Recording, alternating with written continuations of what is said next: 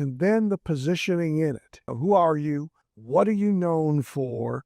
Who are you for? What is your legend? What is understood concisely that is repeated about you, person to person to person to person?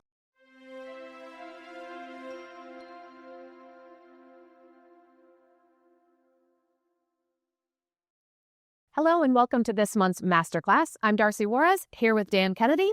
And Dan, I'm excited for this month's Masterclass because I hear you often start advice off, really for any business, with some form of, we need to position ourselves in the business and that there's power we can gain from that positioning. So can you start this month off with defining positioning? Yeah, it really started being talked about in advertising and marketing with the admin, Al Reese and Jack Trout. Mm-hmm.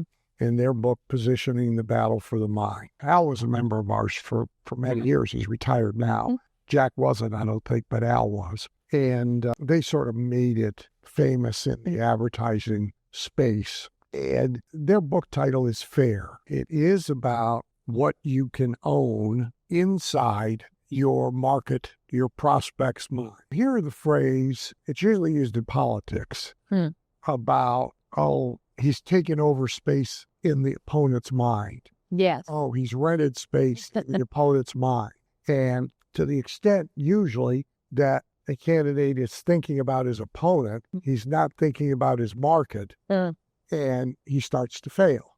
And so for a business, it is the same. It's about how much space can you get in your category, in their mind, so you basically squeeze everybody else out in that category, or at bare minimum, you are always thought of first. Jay Abraham calls it preeminence. So there are winners at this and there are losers at this, and each are instructive. Okay. So you could simplify it by, if you ask your market or the public, give me a name for this. Whose name or what business name will they give you? Okay. And what will be given to you most often and what will be given to you first, right? So, like if you do money, it's Warren Buffett. Okay. Wasn't always, but it has been for quite some time, and it is now. It won't be, because Warren is not going to live forever, but it is now. And so everybody else is trying to be the second one they think of in that category. Warren has done it brilliantly, right? In terms of the genius of our time. Or you would ask somebody for the Edison of our time, for the Alexander Graham Bell of our time, or you're going to get Elon Musk. Okay. You would have got somebody different 15, 20 years ago, but right now, you're going to get Elon Musk. He's going to be the first one people think of. He staked out that space, and he is thought of as a genius, really about everything. Jamie Dimon at Bank of America, who's no Trump fan, endorsed yesterday the idea, Trump's plan to put Elon in charge of a version of the old Grace Commission to find waste, fraud, and abuse and make government more efficient, and all that. So Elon is thought of as a genius, not just in invention, but in finance, in business, deserve it or not, right? If you think about religion, certainly here, at least in America, you're going to get Christianity first. There's a lot of them, but you're going to get Christianity first. They kind of own that space in most people's minds, including atheists. For seniors, AARP, which is fundamentally an insurance company, has taken that space. So that's successes.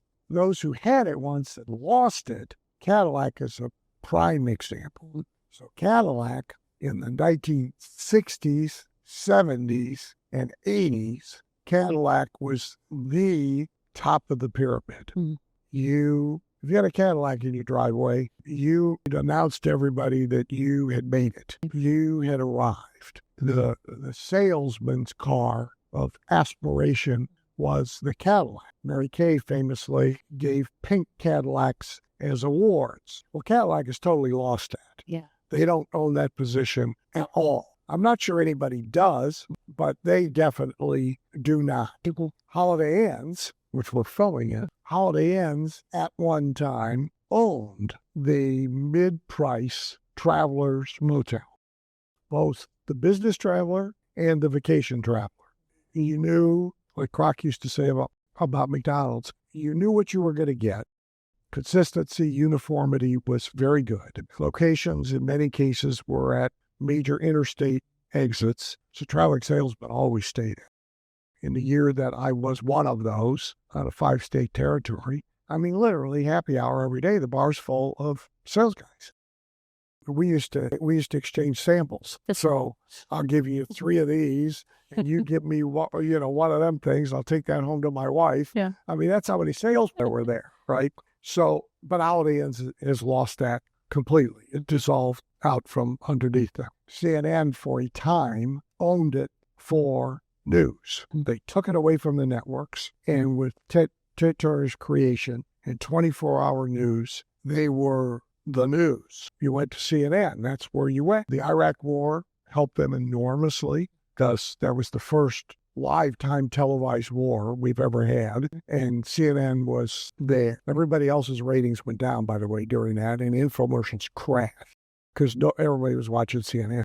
But CNN owned that position, right? They're now a shadow of their former self. They've lost control of it. Fox ruined it for them more than anybody else. But now the fragmentation of non-broadcast media, internet, social media, a lot of people only get their news from Facebook. They only get their news from TikTok. CNN joke is, if it weren't for airports and doctors' offices, waiting rooms, they'd only have 3 viewers. And so you can have this, and you can fail to protect it, and you can lose it, but it is what you want, is the ownership of this space. And then the positioning in it. Who are you? What are you known for? Who are you for? What is your legend? What is understood concisely that is repeated about you, person to person to person to person? So can you give us what are the essential elements then of power positioning? So a couple of resources first. Robert Greene's book, Power, is a little heavy for some people, but it is a study in this. There's another book, same title, that's old. It's written by Michael Korda, who at one time was president of Simon & Schuster. And it's really good, but it's old. You got to hunt for it. And Ringer's Winning Through Intimidation, or the newer version, deal with it a lot too. To be simple, there's 5 things, some of which we talk about a lot, some of which we don't talk about as much. So people are more familiar with some than others. But so one is authority. The word author is in there for a reason. 2 is celebrity, to your market, of course. If you aren't in the media, you're nobody. And broadly, by the way, to the public, regardless of what 20-year-olds may think, if you aren't in real media, you're nobody. The exceptions are so few. The Joe Rogans of the world are so few.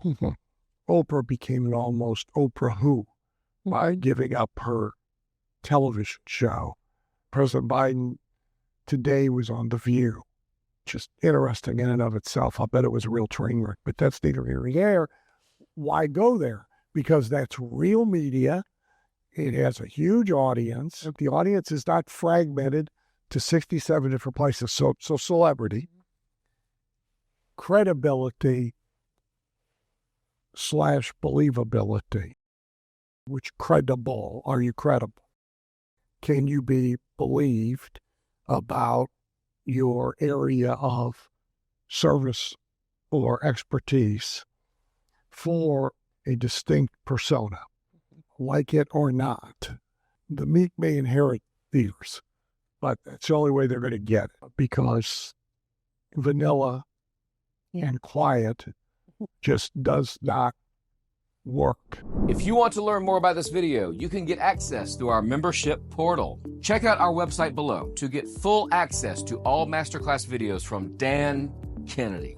Oh, And don't forget to subscribe and check out these videos.